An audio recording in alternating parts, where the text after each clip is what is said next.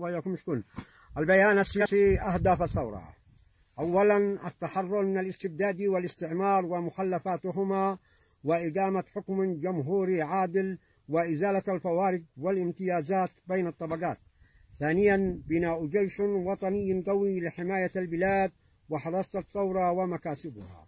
ثالثا رفع مستوى الشعب سياسيا واقتصاديا وثقافيا واجتماعيا.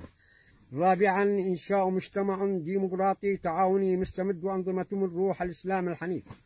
خامسا العمل على تحقيق الوحدة الوطنية في نطاق الوحدة العربية الشاملة.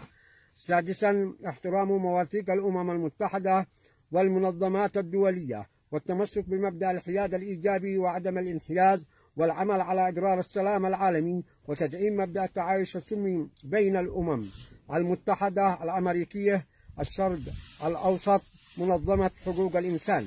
الأمن السياسي، الاستخبارات العسكرية، فارس الجمال. شكرا لكم يا زبيدي وإياكم وأنتم كذلك الجميع. شكرا لكم على واجب. وفي الأخير نتمنى لكم التوفيق والنجاح. شكرا، مع السلامة، الله يفتح عليكم يا زبيدي وإياكم وأنتم كذلك الجميع. شكرا لكم على واجب.